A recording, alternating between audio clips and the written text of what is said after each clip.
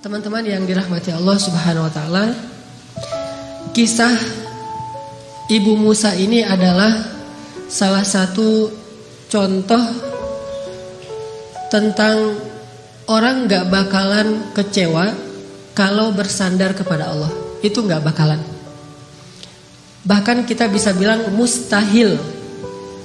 Mustahil seseorang itu kecewa gara-gara berpegang, bersandar, menyerahkan dirinya kepada Allah. Itu mustahil. Bukan seperti itu sunnatullah. Karena siapapun yang berserah diri kepada Allah, maka dia telah berpegang kepada tali yang paling kokoh.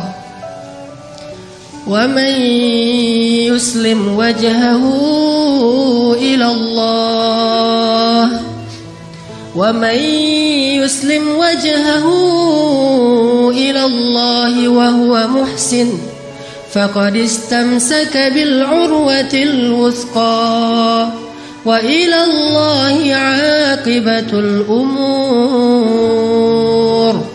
Siapa yang menyerahkan dirinya kepada Allah dan dia senantiasa berbuat baik, maka sesungguhnya dia telah berpegang kepada tali yang paling kokoh, dan kepada Allah segala urusan dikembalikan. Jadi gak ada orang yang kecewa kalau dia berpegang kepada Allah. Masalah apapun, masalah rezeki, masalah jodoh, terutama yang kedua. Kalau kita bergantung kepada Allah dalam urusan jodoh, maka insya Allah kita gak akan kecewa. Mak comblang yang paling baik itu adalah Allah. Kalau mak comblangnya ustadz, kadang-kadang ngecewain. Ustadz, ini CV saya. Oh ya, kriteria yang kamu cari seperti apa? Saya mah nggak susah-susah ustadz, standar-standar aja. Ya standar yang gimana? Yang tingginya 180, yang kulitnya bening, sampai kalau minum kelihatan airnya ngalir gitu. Transparan. Kemudian yang hidungnya seperti pedang, yang matanya seperti bidadari. Tahu mata bidadari? Belum. Besar dan sayu, tapi nggak belok. Belok apa deh? Sudah pernah lihat? Ada di rumah saya. Oh iya. Nah ini kriterianya. Terus kata Ustadz, kalau yang kayak gitu Ustadz juga mau gitu ya.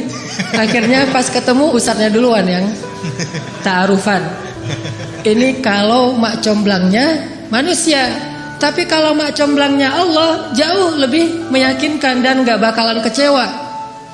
Dengan kriteria apapun, wa huwa ala kulli syai'in qadir. Dan kalau Allah menjanjikan yang baik akan ketemu dengan baik, pasti innahu la yukhliful mi'ad. Allah tidak pernah mengingkari janjinya. Masalah apapun kita harus mengandalkan Allah. Coba deh selalu ngandelin Allah. Bahasa gampangnya gini, udah tenang aja, ada Allah. Itu. Dan kalau kita sudah melibatkan Allah, la yudayyi'akallahu idzan. Itu pasti Allah gak bakalan ngecewain kamu. Kalau udah ngandelin Allah, ini gimana nih? Udah tenang aja, ada Allah. Allah tidak akan mengecewakan. Salah satu kalimat udah tenang aja ada Allah adalah la tahzan, innallaha ma'ana. Kalau kita ada teman lagi galau gitu, terus kita bilang, la tahzan, innallaha ma'ana. Apaan tuh? Kan dia bingung. Mending kita terjemahin aja. Gak harus persis kalimat la tahzan innallaha ma'ana. Karena kalau kita baca hadis ada tambahan lagi tuh. Kata Nabi kepada Abu Bakar, ma dhannuka bisnain Allahu thalithuhuma.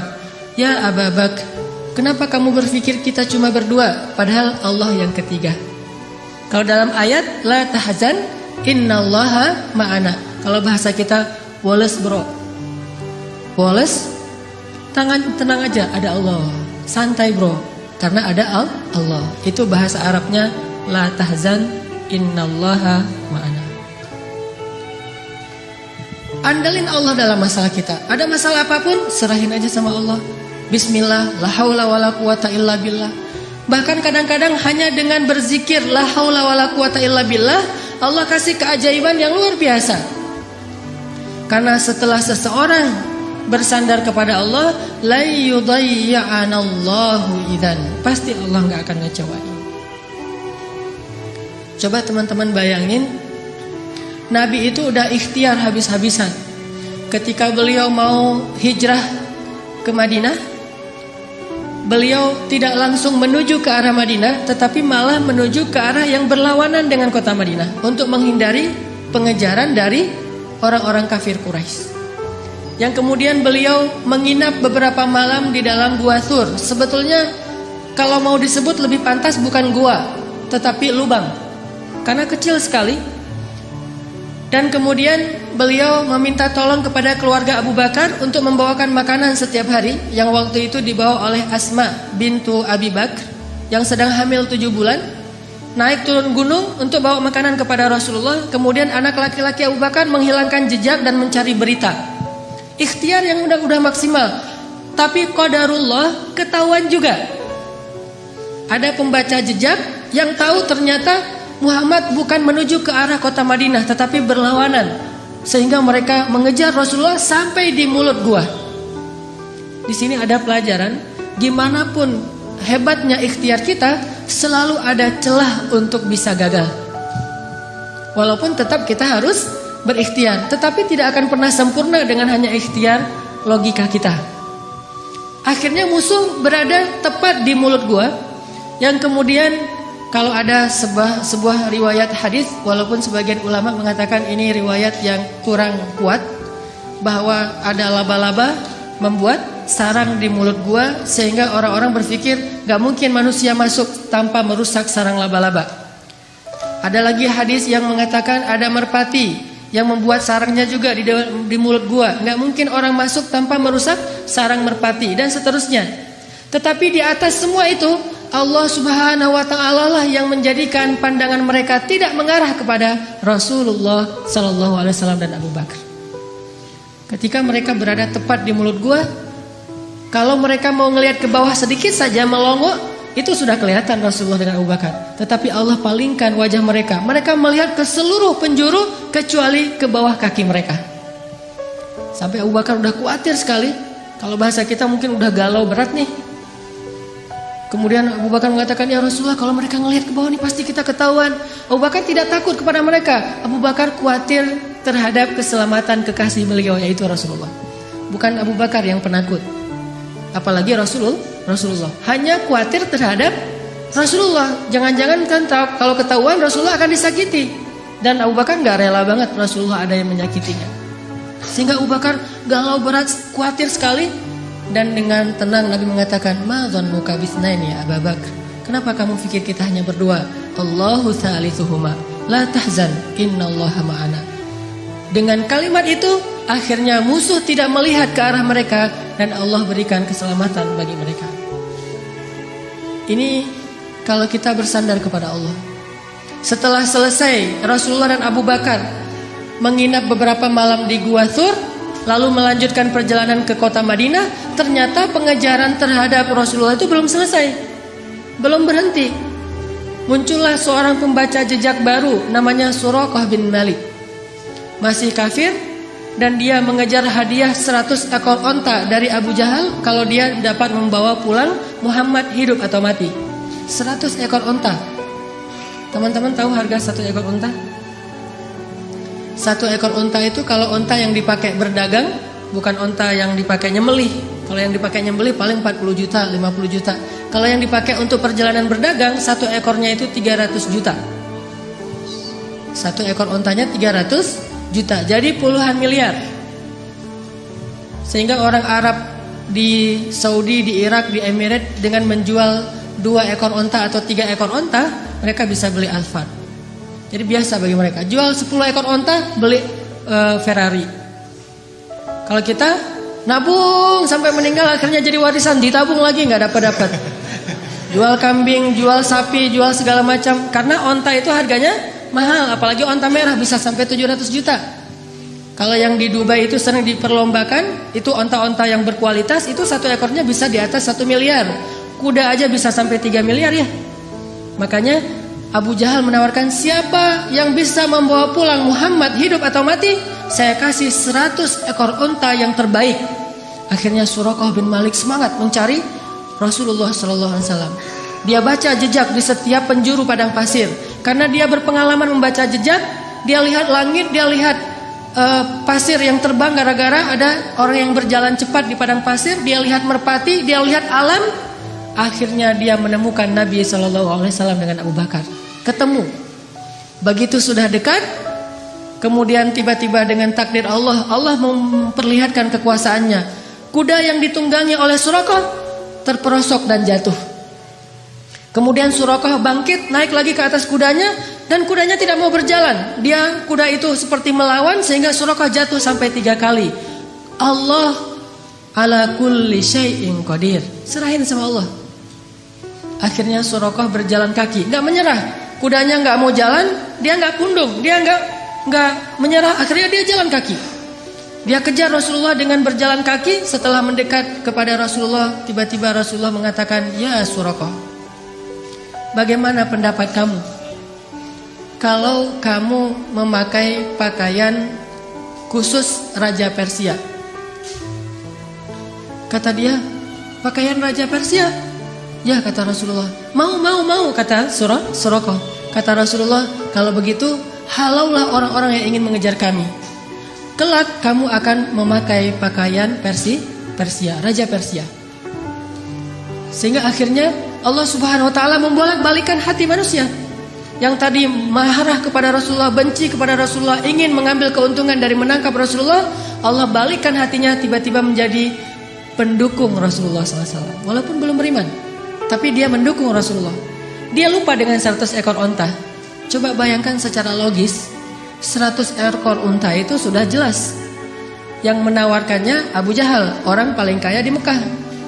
Sedangkan pakaian Persia yang nawarinya seorang laki-laki yang bahkan dari kampung halamannya aja terusir. Dan bagaimana dia akan berikan jubahnya Raja Persia kecuali dengan cara menaklukkan negeri Persia? Dan bagaimana dia akan menaklukkan Persia sedangkan di rumahnya aja, di kampungnya aja dia dalam keadaan lemah dan terusir? Ini kan gak logis. Kok bisa Suraqah percaya sama Muhammad yang dalam keadaan terusir, memberi janji yang aneh, tapi dia meninggalkan janji-janji Abu Jahal 100 ekor unta yang paling realistis? Ini kebesaran Allah Subhanahu wa taala. Dan ini juga sebagai bukti Rasulullah itu benar-benar al-amin, as-sadiqul masduq, orang yang selalu dipercaya bahkan oleh musuhnya. Suraqah lebih percaya kepada Nabi walaupun Nabi terusir dengan janji yang aneh itu daripada kepada Abu Jahal yang realistis. Sehingga akhirnya Allah menyelamatkan Rasulullah dan Abu Bakar sampai di Madinah.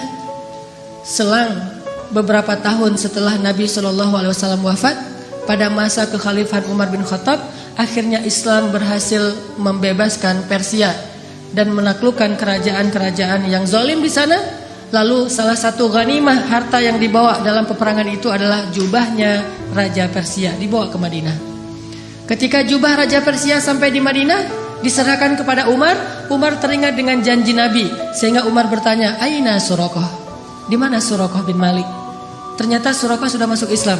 Kemudian dia datang, saya ya Amirul Mukminin, saya Suraqah, udah tua dia. Kata Umar, ya Suraqah, masih ingat dengan janji Rasulullah kepadamu? Suraqah bingung, janji yang mana? Dia udah lupa dengan janji Nabi. Kemudian kata Umar, sesungguhnya dulu Nabi pernah berjanji akan memakaikan kepadamu pakaian Raja Persia. Oh ya, saya masih ingat waktu itu Nabi berjanji demikian. Maka wahai Suraqah, pujilah Allah, sesungguhnya Allah telah mengabulkan janji-janji itu, dan inilah pakaian Raja Persia, pakailah. Pas dilihat oleh Suraqah, sutra semua, bagus sekali pakaiannya. Dia ganti bajunya, dia pakai baju Raja Persia, dia pakai mahkotanya, dia pakai sepatunya, dia pakai pedang yang bertahtakan banyak berlian-berlian di atasnya. Sehingga Suraqah tiba-tiba seolah-olah menjadi Raja Persia. Dia muter-muter keliling kota Madinah. Oh, saya Raja Persia, saya Raja Persia. Sehingga semua orang tertawa terhadap Suraqah, dan mereka bersyukur kepada Allah Subhanahu wa taala yang telah menepati janjinya melalui lisan Nabi sallallahu alaihi wasallam. Muhammad. Sallallahu alaihi wasallam.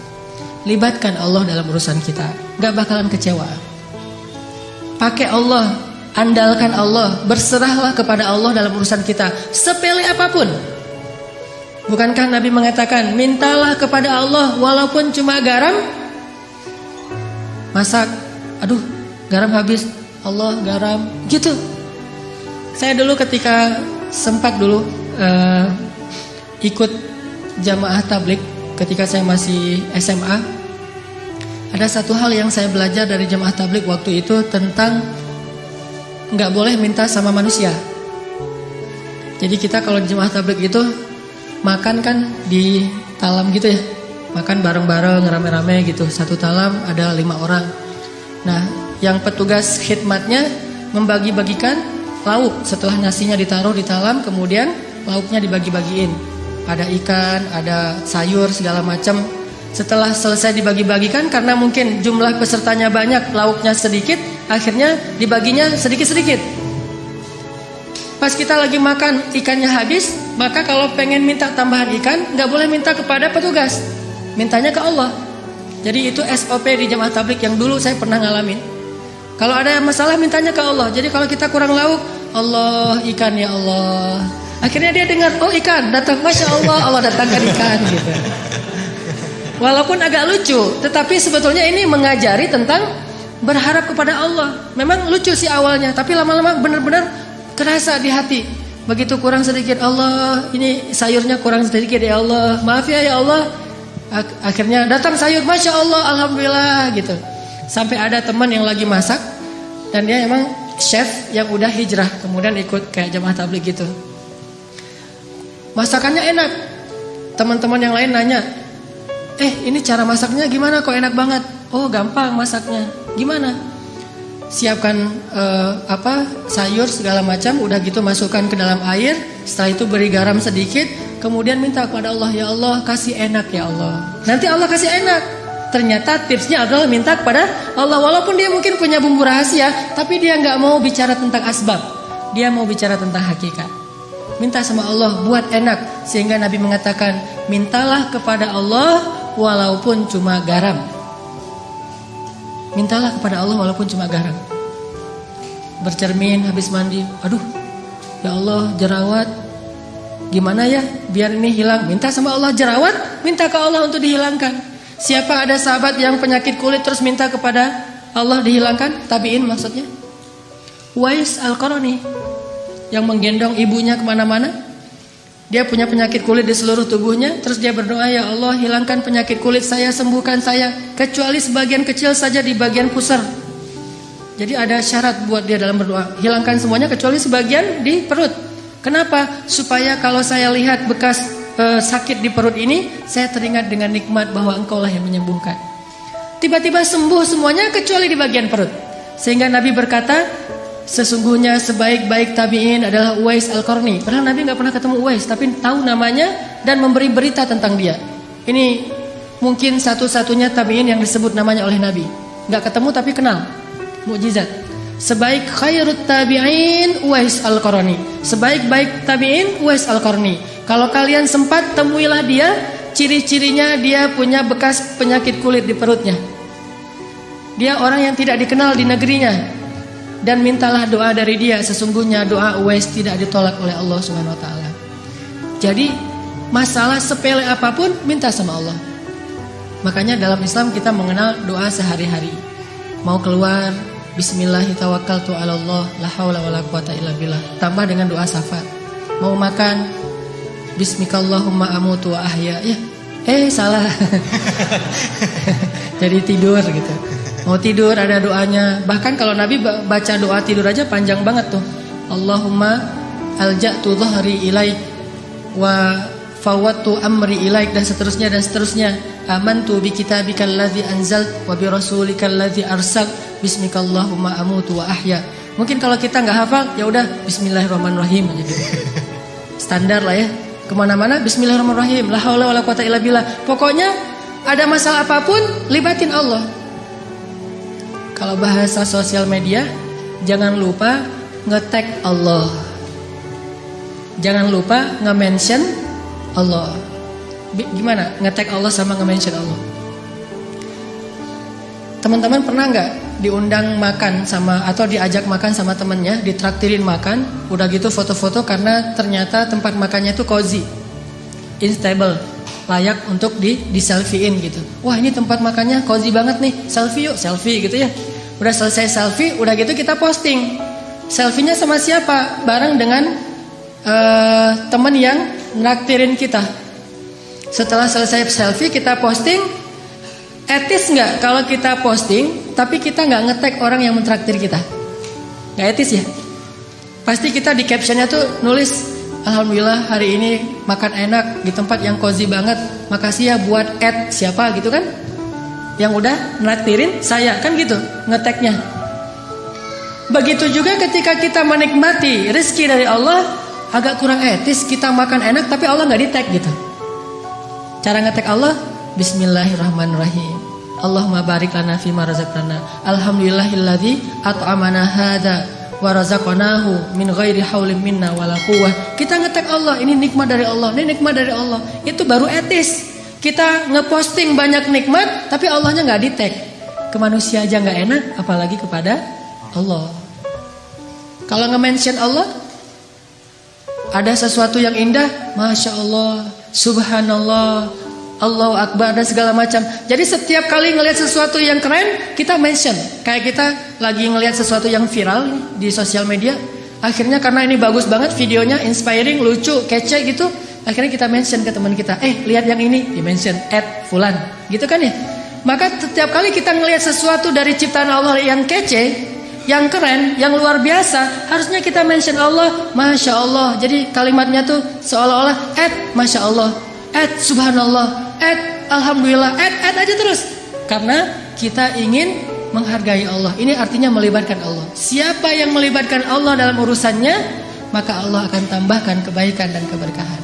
Fadhkuruni azkurkum ana inda dhanni abdi bi. Ingat aku ingat kalian, dan aku tergantung prasangka hambaku kepadaku. Coba teman-teman perhatikan ayat yang tadi kita baca di Al-Qasas, kisah Ibu Musa. Ini salah satu contoh orang gak bakalan kecewa kalau ngandelin Allah. Jadi ceritanya Fir'aun itu bikin peraturan, keputusan presiden, bahwa kalau Bani Israel melahirkan bayi laki-laki bakal dibunuh. Sejak ketahuan bayi laki-laki lahir, langsung diambil sama prajurit. Ada yang dibunuh di tempat dengan digorok, ada yang dibakar hidup-hidup, ada yang dibenamkan dalam pasir, ada yang dihanyutkan ke sungai.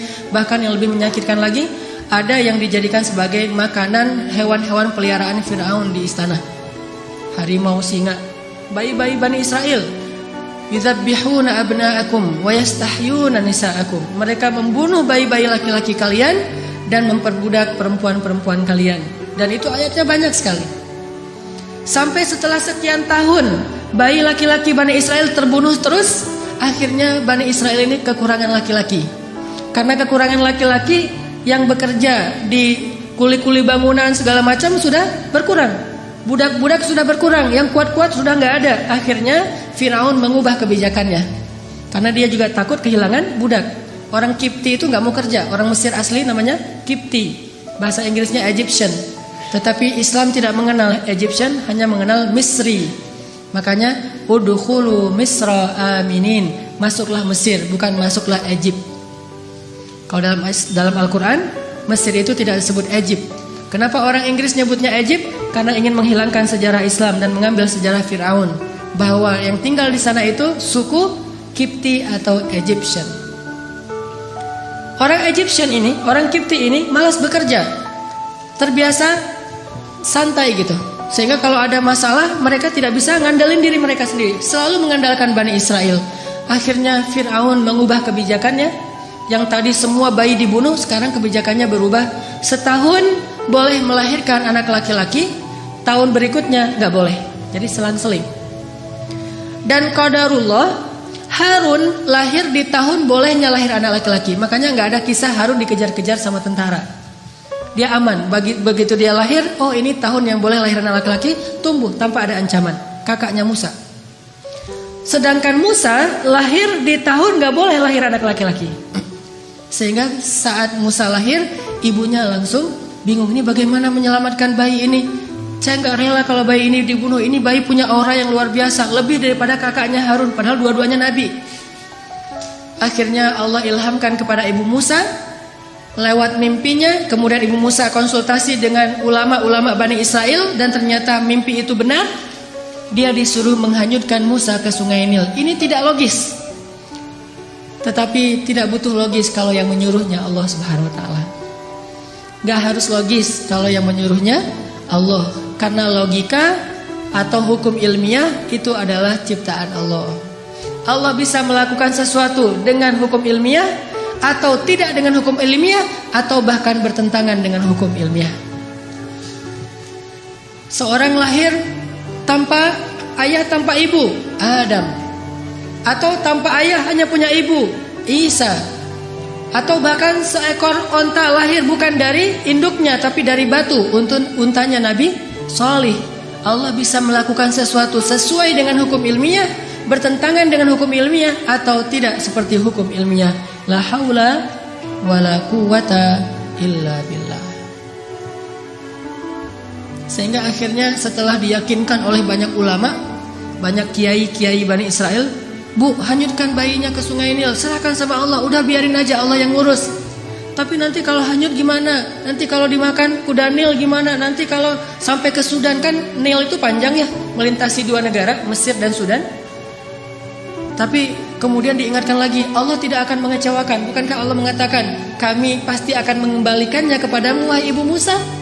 Maka la tahzani, jangan khawatir wahai ibu Musa. Udah gak usah khawatir. La takhafi wa la tahzani, jangan takut, jangan sedih. Jadi kalau kita udah benar-benar bersandar sama Allah, hilang rasa takut yang berlebihan, galau yang berlebihan itu hilang. Jadi orangnya santai, udah tenang aja, ada Allah. Akhirnya ibu Musa menghanyutkan bayinya ke sungai Nil dengan sebuah tabut kayak keranjang gitu. Dan Allah punya skenario yang sangat unik.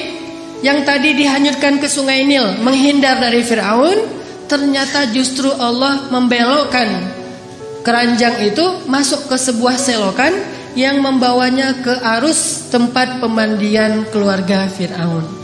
Jadi dihindarkan dari Fir'aun, malah didatangkan kepada Fir'aun. Ini unik skenario Allah. Makanya gak harus logis untuk taat. Taat aja, ntar Allah memberikan kita pemahaman. Logika manusia butuh waktu untuk memahami maksud Allah. Al-Quran aja dibuktikan secara ilmiah kadang-kadang setelah 1000 tahun. Marajal bahraini yaltaqiyan bainahuma barzakhul la yabghiyan. Mungkin para sahabat dulu bingung, mana ada dua laut yang bertemu tapi tidak bercampur. Apakah gara-gara belum bisa difahami, belum logis lantas dibantah? Logika kita itu loadingnya lambat. Butuh waktu 1000 tahun hanya untuk membuktikan kebenaran satu ayat. Coba kalau belum terbukti kita nggak beriman, butuh 1000 tahun. Usia kita cuma 60 tahun. Maka katakan saja sami'na wa ata'na, serahin sama Allah. Allahu a'lam, wallahu ya'lamu wa antum la ta'lamun. Allah tahu, kalian nggak tahu. Malah masuk ke dalam selokan yang membawa Musa kepada keluarga Firaun. Ditemukan sama dayang-dayang. Pas dibuka kotaknya ternyata ada bayi yang sehat, yang luar biasa auranya. Semua orang yang lihat pasti jatuh hati kepada bayi ini. Dibawa masuk ke istana, diserahkan kepada istri Firaun. Langsung istri Firaun jatuh hati. Dan qadarullah, waktu itu istri Firaun belum punya anak, sehingga sangat menginginkan anak laki-laki. Dan ini yang paling keren nih. Apa kata istri Firaun? Qurratu ainin li walak. Anak ini menyejukkan hati saya dan hatimu, wahai Firaun. Apa kata Firaun? Laki la liya. Menyejukkan hatimu, hati saya tidak, kata Firaun. Dari sejak awal juga mereka udah musuhan. Musa juga melihat Firaun. Ntar lihat aja. Dari bayi. Cerdas ini bayi. Jadi dari bayi juga udah tahu, ini bakalan musuh saya. Dan itu sahih beritanya. Apa sahihnya? Sampai suatu malam ketika Asia gendongin Musa ngeklek gitu ya, ketawa sama Asia, sama istri Firaun, ibu angkatnya. Sedangkan Firaun dari kejauhan dia aja nggak mau dekat-dekat. Karena Firaun tahu bahwa ini bayi Bani Israel yang dilempar ke sungai Nil gara-gara takut dibunuh. Dia nggak rela. Cuman karena dia terlalu sayang sama istrinya yang cantik dan tidak punya anak, dia sabar. Nanti kalau udah gede bakalan dibunuh. Itu rencana Firaun. Sehingga akhirnya Asia bilang pada Firaun, "Ya Azizi," itu panggilan Firaun dari istrinya. "Wahai suamiku tercinta, ya Azizi, coba kamu gendong bayi ini, dia lucu loh. Kamu selama ini mungkin belum pernah coba aja. Coba gitu." Diantarkan kepada Firaun. Kata Firaun, "Moh gitu ya."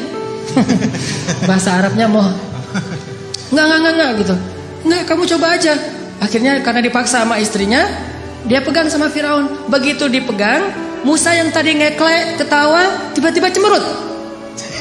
Tadi ini orang wajah Firaun gitu kan, musuh saya. Langsung berubah wajahnya Musa, sehingga Firaun nanya pada Asia, "Ya Asia, ini kenapa dia tiba-tiba kok cemberut sama saya?" Kata Asia, "Mungkin kalian belum terlalu dekat. Coba kamu dekap lagi. Kan ini baru pertama digendong." Oh gitu, didekapin. Pas udah didekapin agak dekat ke wajahnya Firaun, Musa mengambil janggut Firaun, ditarik sampai copot janggutnya tercabut janggutnya Firaun. Orang zaman dulu raja-raja kan janggut Firaun tuh panjang yang terbentuk gitu kan ya, yang kayak kotak gitu. Itu ditarik sama Musa, banyak dari janggut-janggut Firaun itu sampai tercabut, rontok dan mengeluarkan darah, sehingga Musa dilempar oleh Firaun karena Firaun marah kepada Musa. Dari kecil juga mereka udah musuhan. Dan Musa itu dari kecil juga lebih daripada Hercules, udah punya kekuatan. Nabi paling kuat tuh Musa. Pas dilempar, akhirnya Asia sedih mengambil bayinya, didekap, Musa nangis seperti bayi biasanya. Firaun mengatakan, "Besok akan saya bunuh nih bayi." Ternyata dia benar nih, seperti dalam mimpi saya. Anak ini yang sepertinya akan mengganggu kekuasaan saya. Besok harus saya bunuh. Kata Asia, "Jangan, dia kekasih saya, jangan segala macam." Sekarang Firaun sudah murka. Akhirnya diumumkanlah ke seantero Mesir bahwa besok dia akan membakar hidup-hidup seorang bayi Bani Israel di depan orang banyak sebagai pelajaran. Terkumpullah orang di lapangan besar di depan istana. Pada subuh hari itu Allah memberi ilham kepada Asia sebuah ide. Begini cara Allah menolong hambanya. Ketika mau dibunuh oleh Firaun, Asia bilang gini, "Wahai Azizi, saya ingin sebelum engkau menyakiti anak ini, kita buktikan dulu kejadian semalam itu murni karena memang dia sadar atau karena dia nggak ngerti, anak kecil. Kalau dia nggak ngerti, maafkanlah dia, namanya juga anak kecil. Tapi kalau dia sadar karena emang dia seperti mimpimu, maka silahkan kamu bunuh." Gimana cara ngebuktiinnya? Kata Asia, "Letakkan bayi ini di tengah, terus di sebelahnya ada bara api, sebelah lagi ada roti dan madu. Bayi ini sudah bisa merangkak. Kalau dia menuju kepada bara api dan memakan bara api itu, berarti dia bayi yang nggak tahu apa-apa, maafkanlah dia. Tapi kalau dia menuju ke madu dan roti, berarti dia bayi yang sudah mengerti. Silahkan kamu bunuh dia." Ini mengambil resiko. Dan ini hanya satu-satunya cara terakhir untuk menyelamatkan Musa. Karena dipikir oleh Firaun logis juga, ya sudah, kita coba. Taruh Musa di tengah, bara api di sebelahnya, kemudian roti di sebelahnya. Musa bangkit dari duduknya, tiba-tiba menuju kepada bara api, diambil dengan tangannya, dimakan oleh Musa. Lalu dia menangis. Sejak saat itu cacatlah lidah Musa. Baru sembuh pas nanti mau berdakwah dan berdoa, "Rabbi shrah li sadri wa yassir li amri wahlul 'uqdatam min lisani." Ya Allah, sembuhkanlah kekeluhan di lidah saya. Itu keluh gara-gara waktu bayi makan bara api. Tapi gara-gara makan bara api, akhirnya Firaun sadar, nih bayi emang gak ngerti apa-apa. Salah dia kalau menarik janggut saya itu karena emang dia gak ngerti. Akhirnya dibebaskan dan Musa bisa tinggal dan selamat. Begitu cara Allah menyelamatkan. Kita balik lagi ke adegan tadi. Ditemukan oleh Asia. Hari pertama ditemukan, Musa nangis di istana karena haus. Udah dari sejak tadi belum minum ASI. Karena haus, akhirnya istana membuat semacam audisi menyusui. Jadi kalau di kita ada audisi Got Talent dalam segala macam, ini Got Talent menyusui. Hadiahnya berkeping-keping uang emas. Siapa yang bisa menyusui bayi istana akan diberikan harta yang sangat banyak. Sehingga banyak ibu-ibu yang ikut audisi, pengen mendapatkan golden ticket. Ngantri ini, wah, selfie-selfian gitu di depan istana Firaun. Wah, ikut audisi gitu ya. Datang menyusui, gagal yang satu, gagal aja terus. Kalau dalam bahasa sekarang, kalau aku sih yes, nggak tahu Mas Anang gitu ya. Gagal aja, nggak ada yang lulus audisi. Ternyata di baris terakhir dari antrian itu ada mbaknya Musa yang nggak disebutkan namanya. Jadi keluarga Musa ini ada 3 orang soleh, kakaknya Harun, kemudian mbaknya yang nggak disebutkan namanya, kemudian Musa. Ini 3-tiganya anak-anak yang soleh-soleha. Mbaknya Musa tadi ditugaskan oleh ibunya mencari berita tentang adiknya, tentang bayi Musa. Mbaknya ikut antrian, padahal masih ABG, tapi pengen nyusuin, kan ini agak aneh nih. Sehingga pengawal bilang, kamu mau ngapain? Mau ikut audisi. Lah, ini untuk orang yang sudah punya anak, tetapi saya bisa menawarkan orang yang baik untuk bisa menyusui bayi itu. Setelah debat panjang, akhirnya ikut juga. Ternyata ini yang lulus audisi. Kalau aku sih yes gitu. Apa kata dia kepada keluarga Firaun? Maukah kalian saya tunjukkan keluarga yang bisa menyusui dan berlaku baik kepada anak ini? Kata Asia, ya sudah bawa mereka ke sini. Kalau mereka bisa, nanti saya kasih hadiah yang banyak. Pulang langsung si mbaknya Musa lari ke rumah, mak gitu. Apa itu adek lagi nangis minta susu. Terus kenapa? Nggak ada yang bisa menyusui dia. Mungkin mak yang bisa menyusui dia. Akhirnya ibunya datang. Begitu didekap oleh ibunya, namanya juga ibu sendiri, langsung saya sih yes. Akhirnya ibunya lulus audisi. Ngelihat Musa diam di tangan ibunya, akhirnya Asia pun jatuh hati kepada keluarga itu dan mengatakan, hadiah untuk kalian adalah emas dengan sangat banyak, berkilo-kilogram emas. Bukan hanya itu, mulai sekarang tinggallah di istana. Sehingga akhirnya ibunya Musa tinggal di istana, ayahnya Musa tinggal di istana, mbaknya Musa tinggal di istana, kemudian masnya Musa tinggal di istana. Musa juga semuanya tinggal di istana, dirawat dan dibiayai oleh negara, oleh istana, oleh kerajaan, dan mereka mendapatkan gaji yang sangat besar. Siapa yang ikut cara Allah pasti beruntung. Bayangin kalau dulu ibu Musa nggak percaya dengan perintah Allah, masa sih dihanyutin ke sungai Nil segala macam? Mungkin selamanya mereka jadi buronan, pindah-pindah dari satu negeri karena takut dikejar oleh tentara Firaun, dan selamanya miskin. Tapi karena dia ikut cara Allah, wa may yattaqillaha yaj'al lahu makhraja wa yarzuqhu min haitsu la yahtasib. Wa may yattaqillaha yaj'al lahu min amrihi yusra. Siapa yang bertakwa atau taat kepada Allah, Allah kasih jalan keluar. Siapa yang taat kepada Allah, Allah kasih rezeki yang tidak terduga-duga. Siapa yang taat kepada Allah, Allah mudahkan setiap urusannya. Keep the faith, athiqah billah, percaya deh sama Allah. Nggak ada modal Ustadz, pengen nikah, ada Allah. Sehingga pas datang ngelamar, ada apa dek? Ini Pak, saya mau melamar putri Bapak. Emang adik punya modal apa? Allah. Wah, itu berat tuh. Nolaknya juga berat. Waduh, ini pakai bau-bau Allah lagi gitu kan ya? Ya sih Allah, cuman yang kelihatan apa kan? Allah nggak kelihatan gitu ya. Ya walaupun nggak kelihatan, Allah lebih pasti Pak. Wa huwa ala kulli syai'in qadir. Bapak hafal surat Al-Muluk, jadi ceramah gitu. Jadi oh ternyata ada ini ustadz ya. Ya udah deh kalau ustadz gitu. Hafal Al-Quran, hafal surat apa? Al-Fatihah, Al-Ikhlas gitu. Oh ya udah itu aja maharnya. Lulus kan? Gara-gara mengandalkan Allah. Kalau perlu hafal beberapa ayat jitu masalah itu. Kalau mereka fuqara, asa ayyughniyahumullah. Pak, Allah berfirman. Langsung datang-datang Allah berfirman. Belum mutarain ini. Assalamualaikum, waalaikumsalam. Monggo, silakan duduk. Ada apa? Apa yang bisa saya bantu? Ini Pak, saya hanya ingin sharing ayat. Awalnya langsung pakai ayat. Allah berfirman, kalau mereka fakir, Allah yang akan memberikan mereka kecukupan.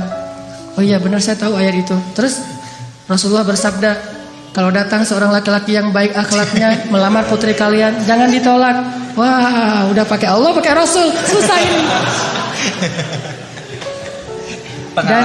Pengalaman. Kalau ngandelin Allah itu selalu berhasil.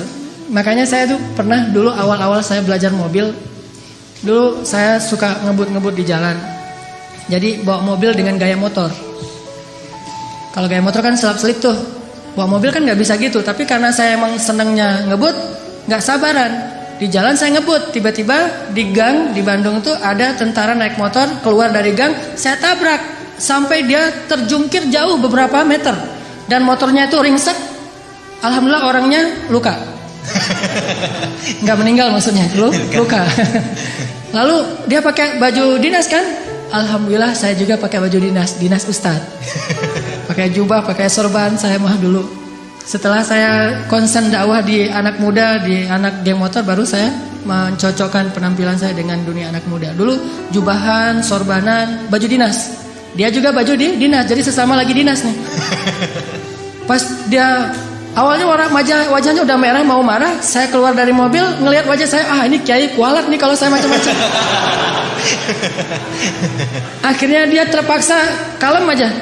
Aduh maaf saya nggak sengaja ngelihat tiba-tiba keluar dari gang. Oh ya nggak apa-apa, saya mah dinas di situ di Baros, itu salah satu kantornya di Baros saya dinas. Ya saya juga lagi dinas ke masjid. Mau ngajar ada pengajian sore ini. Oh ya udah nggak apa-apa Pak Ustadz, nggak apa-apa gitu. Udah aja. Ini gimana nih motornya? Nah gampang, nanti saya suruh orang untuk ngambil motornya. Udah alhamdulillah saya ganti rugi, dia nggak mau, selamat. Kenapa? Pertama mungkin ya karena Allah masih ingin menyelamatkan saya dari suatu musibah. Bukan karena kebaikan saya, tapi karena kemahaagungan Allah. Dan di sisi lain mungkin salah satu rahasianya saya baca doa safar sebelum keluar. Soalnya ketika saya beli mobil saya nggak mau pakai asuransi, sehingga karena nggak pakai asuransi doa safarnya lebih serius. Kalau pakai asuransi kan tenang ada asuransi. Tapi kalau nggak ada asuransi ada Allah, berarti doa safarnya yang panjang. Bismillahirrahmanirrahim wa mursaha bismillahirrahmanirrahim subhanalladzi sakhkhara lana. Panjang, setengah jam doa safar doang. Kenapa? Ya Allah, ini mah enggak ada asuransi gitu. Jadi karena enggak ada asuransi doanya lebih serius. Kalau ada asuransi, ada TLO, ada all risk kan gampang, ntar tinggal diklaim. Intinya karena ngandelin Allah, Allah mudahkan urusannya. Selalu kayak gitu. Kalau melakukan sesuatu karena Allah, selalu Allah mudahkan. Tapi kalau kita tidak melibatkan Allah, bara'atum minallah, Allah berlepas tangan. Dan kalau Allah berlepas tangan, siapa lagi yang bisa memudahkan selain Allah Subhanahu wa taala? Libatkan Allah. Ada seorang sahabat datang ke Nabi, dia bilang gini, "Ya Rasulullah, anak saya ditawan sama musuh." Ternyata anak dia itu ikut berjihad dan ketangkap sama musuh, ditawan. Dan musuh minta tebusan sekian ratus dinar, kalau nggak ditebus akan dibunuh. Dan waktu itu sahabat-sahabat yang kaya banyak yang lagi di luar kota juga lagi diutus untuk dakwah dan jihad, sehingga tidak ada sahabat yang bisa membantu laki-laki ini. Rasulullah juga nggak punya apa-apa, nggak punya harta. Dia datang kepada Rasulullah, "Ya Rasulullah, anak saya ditawan, minta sekian ratus dinar, kalau saya nggak menebus nanti anak saya akan dibunuh. Gimana ini ya Rasulullah? Dia hanya memberi waktu saya 1 hari sampai besok." Kemudian Rasulullah mengatakan, "Ya wahai Bapak, ya Syekh, perbanyaklah mengatakan la haula wala quwata illa billah." Oh gitu? Ya Rasulullah? Ya gitu. Akhirnya dia pulang, nggak ngomong ya sih la haula wala quwata illa billah, tapi yang lain nggak ngomong kayak gitu. Udah aja kalau Allah bilang la haula wala quwata illa billah, hasbunallah wa ni'mal wakil, cukup Allah. Jangan bilang cukup Allah lalu ada kalimat tapi. Hasbunallah sih, cuman. Nah ini enggak hasbunallah, karena hasbuna itu tidak ada cuman. Oh gitu ya Rasulullah, gitu. Udah dia pulang, la haula wala quwata illa billah, la haula wala quwata illa billah. Sampai di rumah istri nanya, "Pak, gimana tadi sama Rasulullah? Udah dapat belum pinjaman untuk menebus anak kita?" "Udah dapat mah, ini luar biasa." "Apa?" "La haula wala quwata illa billah." "Oh gitu, la haula wala quwata illa billah." Berdua tuh, suami istri soleh-soleha, sama-sama athiqah billah, sangat keep the faith. Enggak mengatakan, "Iya emang zikir, cuman uang konkretnya mana?" Nggak nanya-nanya kayak gitu. Udah aja, oh la haula, ya udah la haula wala quwata illa billah. Sepanjang malam mereka berzikir la haula wala quwata illa billah. Tiba-tiba waktu subuh ada yang ngetuk pintu rumah, tok tok tok, "Assalamualaikum." Terdengar suara anak laki-lakinya, pas dibuka benar anak laki-lakinya pulang dalam keadaan selamat.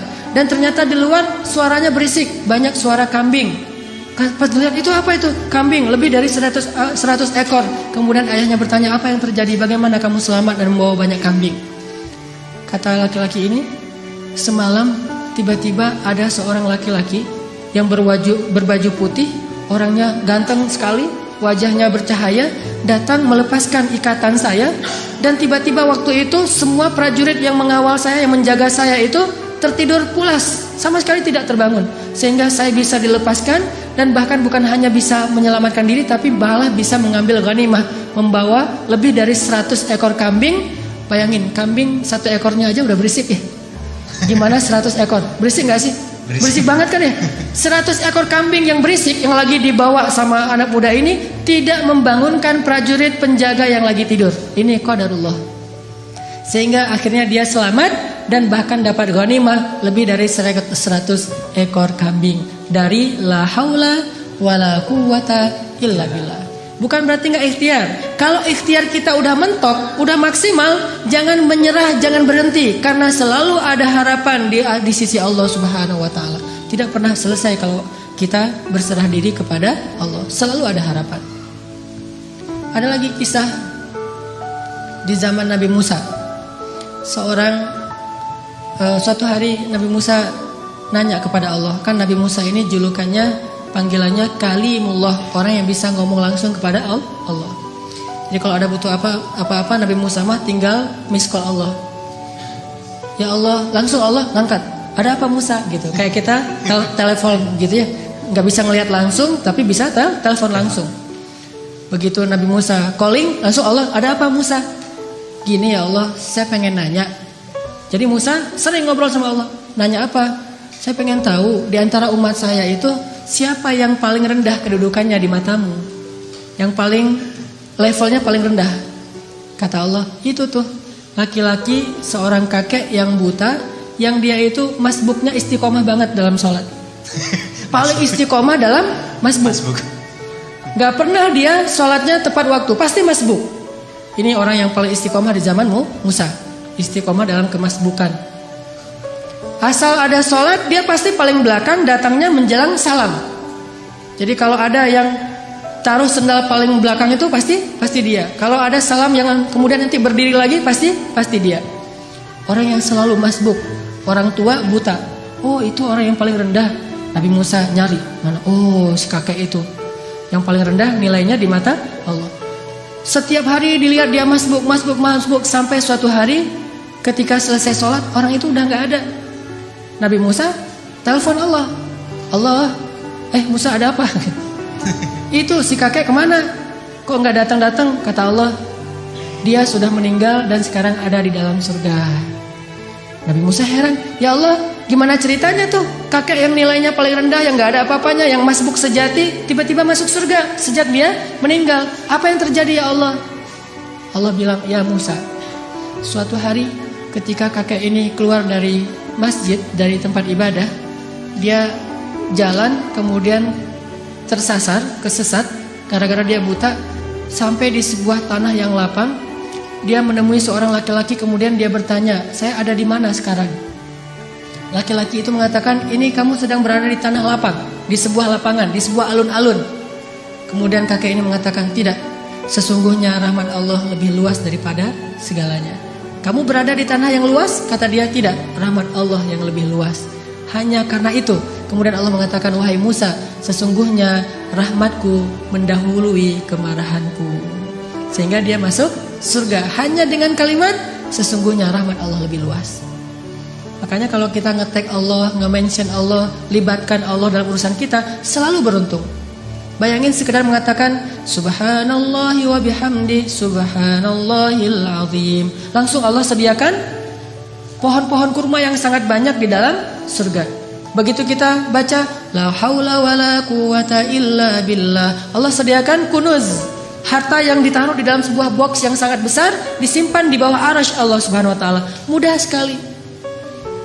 Karena kalau kita melibatkan Allah, yuridullahu bikumul yusra wala yuridu bikumul usr. Salah kalau orang bilang, aduh gak usah bawa-bawa Allah lah, jadi susah. Enggak. Justru kalau kita bawa-bawa Allah jadi mudah. Karena Allah itu pada dasarnya pengen memudahkan kita, enggak pengen nyusahin kita. Yuridullahu bikumul yusra wala yuridu bikumul usr. La yukallifullahu nafsan illa wus'aha. Sampai ketika turun ayat ittaqullaha haqqa tuqatih, bertakwalah kepada Allah sebenar-benar takwa. Para sahabat kemudian ngeluh, ya Rasulullah, kami enggak sanggup kalau sebenar-benar takwa. Terus gimana? Turun lagi ayat di surat At-Taghabun, fattaqullaha mastata'tum. Kalau enggak bisa sebenar-benar takwa, ya udah bertakwa semampu kalian aja. Coba lihat, Allah memudahkan urusan hambanya, sehingga kalau kita melibatkan Allah, maka insya Allah Allah akan memudahkan urusan kita. kisah lagi, mungkin ada 2 atau 3 kisah lagi. Bukti bahwa kalau kita melibatkan Allah itu mudah. Ada seorang nenek di zaman Nabi Musa, sudah menikah sekian puluh tahun belum dikaruniai anak. Datang kepada Nabi Musa, "Ya Nabi Allah, ada apa nek? Saya mau minta tolong. Ya, saya itu udah nikah sekian tahun tapi belum dikaruniai anak. Sedangkan engkau bisa bicara langsung dengan Allah. Boleh nggak saya minta tolong? Minta dong ke Allah, ya Allah beri saya 1 orang anak saja." "Oh baik nek, nggih," gitu kata Nabi Musa. Telepon, "Ya Allah." Allah bilang, "Ada apa Musa?" "Ini nih, ada nenek-nenek minta diberikan anak 1 orang aja katanya, karena dia tidak punya keturunan." Apa kata Allah? "Ya Musa, bilang kepada nenek itu bahwa takdirnya dia tidak akan punya anak. Itu sudah takdir." Kemudian Nabi Musa bilang, "Nek, sabar ya." Kata Allah, "Oh ya, udah ada jawaban dari Allah, udah ada. Gimana jawabannya?" "Takdir nenek mah gak akan punya anak." "Oh gitu, ya sudah, assalamualaikum." Waalaikumsalam, pulang. Sepanjang jalan sampai di rumah dia mengatakan, "Ya Rahim, ya Rahim, memang takdir saya tidak akan punya anak, tetapi engkau maha Rahim, beri saya anak ya Rahim." Jadi dia ngeyel gitu, terus aja minta sama Allah dengan bahasa yang lembut, "Ya Rahim, ya Rahim." Besok datang lagi ketemu Nabi Musa, "Assalamualaikum." Waalaikumsalam. "Nenek yang kemarin, ada apa nek?" gitu. Sama Nabi Musa masih yang kemarin gitu. "Apaan?" "Minta dong ke Allah lagi supaya dikasih anak." "Lah kan udah kemarin katanya takdirnya gak akan punya anak." "Ya siapa tahu sekarang berubah." Ini nenek nih, sikoh billah, yakin banget sama Allah. Karena gak mau ngecewain, walaupun Nabi Musa juga udah tahu takdirnya kayak gitu, ya udah Nabi Musa telepon lagi, "Ya Allah, ini si nenek yang kemarin." "Oh ya Musa, jawab aja kayak kemarin." Bahwa dia gak akan punya anak. "Nek, saya bilang juga apa? Takdirnya nenek gak akan punya anak. Udah bersabar aja." "Oh gitu ya. Ya udah, assalamualaikum." Waalaikumsalam. "Ya Rahim, ya Rahim." Terus aja gitu. Datang lagi nenek yang sama, "Nek, sama jawabannya." Belum ngomong juga udah dikasih tahu aja jawaban. Tapi kata nenek, "Coba minta lagi, mudah-mudahan Allah udah mau ngasih sekarang." "Ya Allah, nenek yang kemarin datang lagi, wahai Musa, takdirnya gak akan punya anak. Nek, memang udah takdirnya kayak gitu. Sabar aja." "Gimana tuh caranya nek? Udah takdir Allah gak akan bisa dirubah." "Oh gitu, ya Rahim, ya Rahim." Pulang terus. Setelah sekian lama gak datang-datang. Setelah beberapa bulan akhirnya dia datang bawa bayi. Gendong bayi datang ke Nabi Musa. "Assalamualaikum," gitu. "Oh, waalaikumsalam. Nenek yang dulu." "Ya, terus itu siapa?" "Anak. Anak siapa?" "Anak saya." "Hah? Ya Allah, ini ceritanya gimana nih?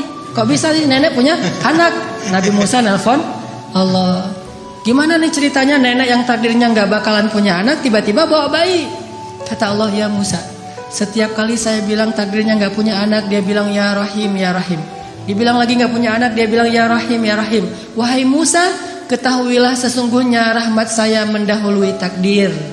Sehingga dengan rahmat Allah, Allah mengubah takdir nenek ini yang tadi gak punya anak jadi punya anak. Kalau kita baca hadis-hadis Nabi tentang kisah-kisah para anbiya itu luar biasa. Intinya adalah mereka selalu mengandalkan Allah dan selalu mendapatkan janji-janji yang Allah pernah janjikan kepada mereka. Gak pernah kecewa. Mungkin cerita terakhir yang sangat populer itu adalah cerita Siti Hajar. Ini bagi saya menakjubkan banget nih ceritanya. Nabi Ibrahim bawa Siti Hajar dari Palestina ke Mekah, melintasi gurun pasir hanya bertiga saja. Ibrahim, Hajar, Ismail kecil. Karena Allah memerintahkan Ibrahim, bawa keluargamu ke sebuah biwadin ghairi dzi zar, kepada sebuah lembah yang tidak ada kehidupan di sana, bawa ke sana. Di Bakkah yang kemudian namanya menjadi Mekah. Akhirnya Ibrahim bilang ke Hajar, "Hajar, yuk kita hijrah," gitu. "Hijrah kemana mas?" Hajar gak nanya-nanya hijrah kemana, udah aja, "Oh hijrah, ya sami'na wa ata'na." Dibawa gitu jalan kaki melintasi padang pasir, berhenti sebentar di rest area, makan minum seadanya, lanjut lagi. Gak pernah nanya, "Mas ini kemana sih kok gak sampai-sampai?" Gak pernah Hajar nanya kayak gitu. Atau gak pernah juga dia bilang, "Mas turunin saya aja di mall itu nanti dijemput lagi." Gak ngomong nurunin di mall mana, di rest area mana, di masjid mana, ntar kalau udah beres urusannya baru jemput lagi. Enggak, sami'na wa ta'na. Ini istri soleha banget, ikut aja gimana kata suami. Sampai udah di lembah yang tandus, baru Ibrahim mengatakan, "Ya Hajar, disinilah tempat yang dijanjikan." tinggallah kita di sini. Ya siap, sami'na wa ata'na, tinggal bikin tenda kecil untuk bayinya. Hari kedua setelah tinggal di situ, baru Ibrahim bilang, ya Hajar, saya akan kembali ke Palestina, tinggallah kalian di sini.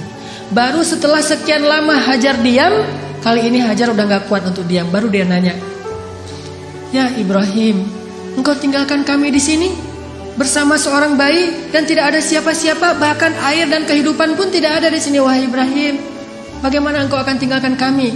Ibrahim gak tega untuk menjawab. Akhirnya Ibrahim pergi aja tanpa berbicara. Karena Ibrahim pergi, akhirnya Hajar mengganti pertanyaannya. Dan pertanyaan kedua ini lebih benar dari pertanyaan pertama. Kalau pertanyaan pertama, gimana engkau meninggalkan kami sendiri? Pertanyaan yang keduanya adalah, Hajar tanya kepada Ibrahim, ya Ibrahim, Allahu amaraka bihadza? Apakah Allah yang menyuruhmu melakukan ini? Ibrahim mengangguk, ya ini perintah Allah. Apa kata-kata Hajar? La yudayyi'anallahu idzan. Kalau begitu pergilah wahai suamiku, Allah tidak akan mengecewakan kami. Ini namanya keep the faith. Kalau udah libatin Allah, berubah semuanya. Kalau tadi khawatir, galau, sedih, takut, tapi begitu nanya Allahu amaraka bihadza, yang menyuruh kamu melakukan ini wahai Ibrahim? Ya, kata Ibrahim, la yudayyi'anallahu idzan. Kalau gitu pergilah wahai suamiku, Allah tidak akan mengecewakan kami. Jadi kalau ada suami pergi tiba-tiba, kemana mas? Itu pertanyaannya salah, nggak usah dijawab. Tapi kalau nanyanya, mas ini Allah yang nyuruh, ya oh pergi aja. Gak apa-apa juga sebulan, setahun, Allah tidak akan mengecewakan kami. Kemana ternyata? Ikut taklim, ikut mungkin ada itikaf di mana. Kalau Allah yang nyuruh, maka istri akan tenang. Tapi kalau bukan Allah yang nyuruh, ini kenapa mas kok pergi, Allah yang nyuruh? Bukan, tuntutan sosial media. Ada yang lagi harus saya selesaikan, ada yang jadi selebgram, saya pengen deketin. Nah, ini baru namanya perlu khawatir. Tapi kalau Allah yang nyuruh, insya Allah aman. Pergilah wahai Ibrahim, Allah gak akan ngecewain kami. Ibrahim pergi. Kemudian kita tahu adegannya, ternyata kehabisan air, Ismail nangis-nangis, Hajar lari antara Safa dan Marwah. Allah gak mengecewakan mereka dan memberikan air yang tidak pernah berhenti mengalir sampai hari ini. Dan itu air mukjizat banget loh. Gimana mukjizat? Kalau lagi banyak jamaah haji atau umroh di Mekah, air itu tidak akan kekurangan. Setiap hari orang minum air Zam-Zam. Kalau saya lagi umroh tuh, selain minum, bahkan setiap hari dibawa dalam botol aqua. Kita kalau pergi ke masjid itu bawa botol aqua kan ya, terus ngisi air Zam-Zam. Di dalam hotel kita nggak pernah minum air aqua dari hotel, selalu minum Zam-Zam yang dibawa dari masjid. Bayangin, dalam sehari 5 kali orang membawa air Zam-Zam setiap waktu sholat. Dan jumlah jamaahnya itu bisa sampai 3 juta kalau musim haji. Lalu ketika mereka pulang, mereka membawa minimal 5 liter air Zam-Zam di seluruh dunia, sebanyak 3 juta orang.